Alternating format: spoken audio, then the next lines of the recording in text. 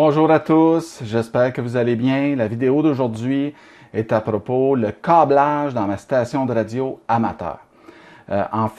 J'ai fait une vidéo il y a environ 3 semaines sur mon nouvel arrangement dans la station, ce qui a suscité beaucoup d'intérêt de la communauté amateur. En fait, j'ai eu plus de 1000 abonnés en dedans d'un mois, quand ça a pris 5 ans à bâtir jusqu'à 10 000.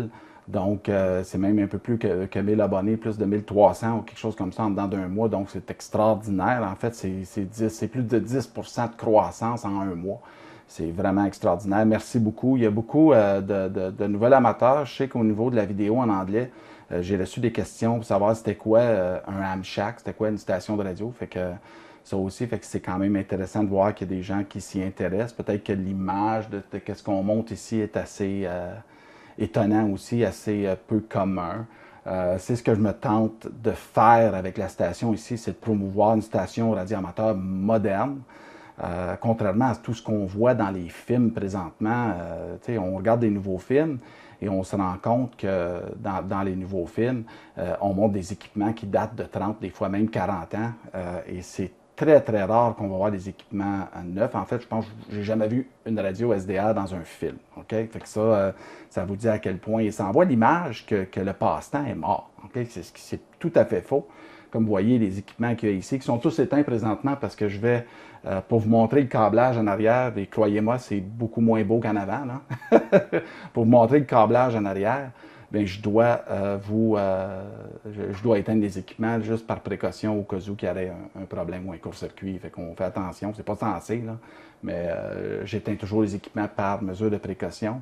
Et tout ça pour dire que la vidéo de ma station amateur a été très populaire et j'ai finalement, à la demande populaire aussi, j'ai fait une vidéo sur les antennes que j'ai mis en ligne dimanche dernier. Et aujourd'hui, ben, je vous montre l'arrière des équipements. J'ai eu également 98% des commentaires sont très positifs. J'ai eu quelques questionnements par rapport à mes priorités dans la vie à cause de la quantité d'équipements que j'avais ici. Et honnêtement, ça fait 30 ans que je suis radio amateur, que j'achète et je revends de l'équipement et que j'investis toujours un petit peu plus. Et au fil du temps, bien, j'ai accumulé beaucoup d'équipements. Puis ça ne me dérange pas. Je ne bois pas, je ne fume pas, j'ai une vie relativement simple. Et j'ai un très bon emploi depuis de nombreuses années. Depuis 23 ans, je suis au même endroit. Et mon emploi a un lien direct avec ma passion, qui est les technologies. Je travaille dans ce domaine-là. Et donc, pour moi, c'est une espèce de reconnaissance. Et je le fais parce que j'aime les radios, j'aime avoir des radios, j'aime changer de radio régulièrement. C'est comme ça. Et c'est vraiment pas pour faire, je sais pas, bref.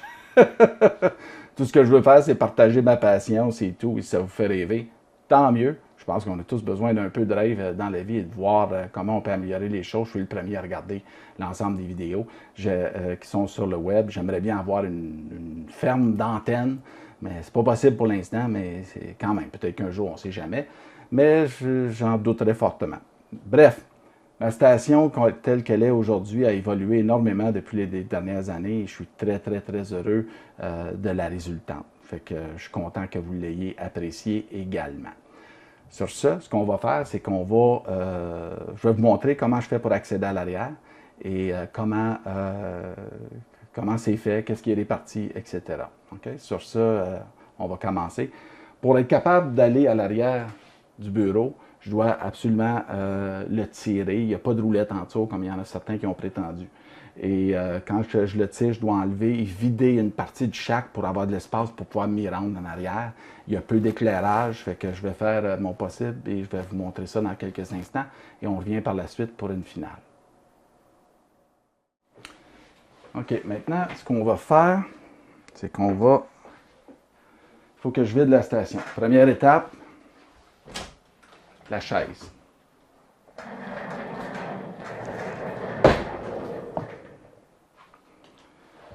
Voilà. Deuxième étape, je vais devoir apporter la lumière ici.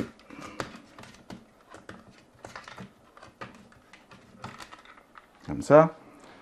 On va sortir la caméra. OK, je vais vous montrer en dessous, ici. Okay. vous allez voir que j'ai mis des renforts, OK, de métallique avec des vis pour renforcer le bureau à cause de la quantité d'équipement qu'il y a sur le bureau. Fait que vous voyez ici les renforts. Et ce que je dois faire aussi, là, je vais essayer. Okay. Bon. Je vais essayer d'envoyer de l'éclairage. OK. Ce que je dois faire aussi, c'est sortir les équipements d'en dessous. Vous allez voir un peu de fil. OK. Ce sont des fils de téléphone qui se rendent au fax, à l'imprimante, en fait. OK. Comme ça. Et je dois enlever ceci. OK, voilà. Maintenant, ce qu'il faut que je fasse, c'est vraiment de venir ici, enlever les écouteurs.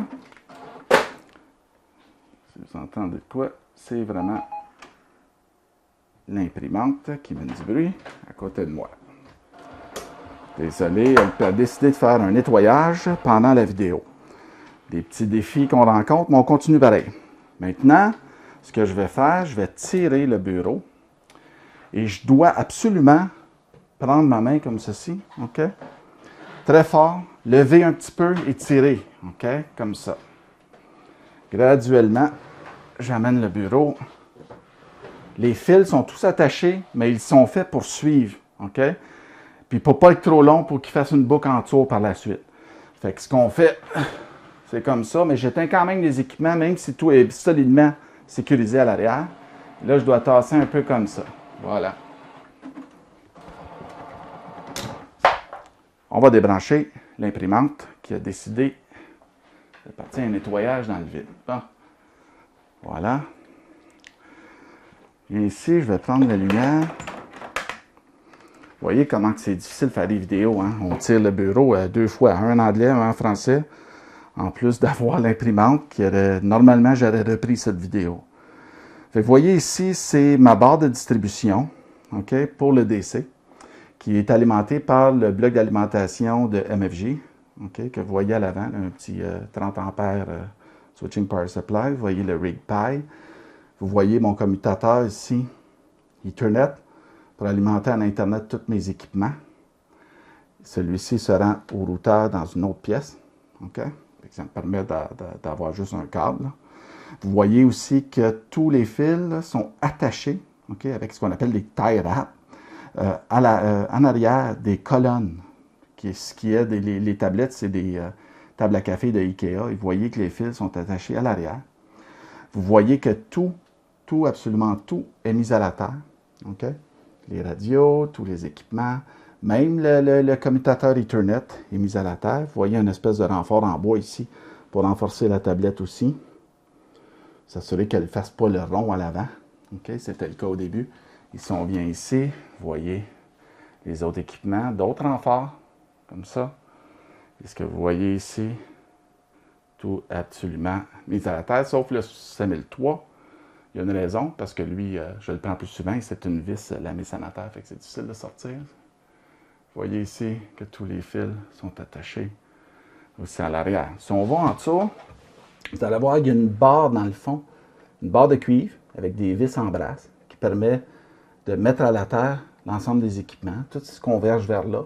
Et il y a un numéro 6, un fil numéro 6 vert que vous voyez qui s'en va à l'extérieur sur une rod de grande de 8 pieds. OK? Ça, c'est à part la mise à la terre de la tour et des antennes. Vous voyez ici également des renforts qui ont été mis pour renforcer le bureau. Vous voyez ici, c'est la même chose, OK? Comme ceci. Vous voyez, il y a une power bar dans le haut, OK? Et il y a une espèce de gouttière qu'on appelle le cable management, là, qui est plus ou moins utilisé parce que quand tu mets tout ça là-dedans et qu'il faut que tu défasses de quoi, c'est vraiment l'enfer. Fait que c'est mieux. J'attache tout pour pas qu'on voit les fils pendre vers le bas, OK? Mais c'est pas... c'est comme ça, c'est plus simple par la suite. Et vous voyez ici les équipements qui sont attachés, le lousse et tous les coax et tout ça s'en allent de l'autre côté dans une autre pièce, la salle mécanique où sont les conduits qui arrivent de l'extérieur. Au niveau de l'alimentation électrique, bon ben le fil blanc, c'est la power bar qu'on voit ici en arrière, la grosse power bar qui fait tout le long. Et il y en a une deuxième ici, comme vous pouvez voir, là, qui est attachée sur le cabinet, là, rack mount, et qui est alimentée en dessous, okay, le fil noir. Ça, c'est un circuit de 15 ampères dédié à la station. J'ai d'autres alimentations pour tout ce qui est vidéo et tout ça. Tout ça est alimenté sur un autre circuit. Vous voyez ici également, là je vais essayer de vous le montrer avec la lumière. J'ai juste deux mains, hein, c'est pas évident à filmer à l'arrière ici.